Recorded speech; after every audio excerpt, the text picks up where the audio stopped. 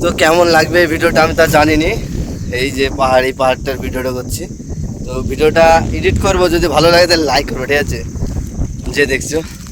তো চলো আমরা এডিটটা করি।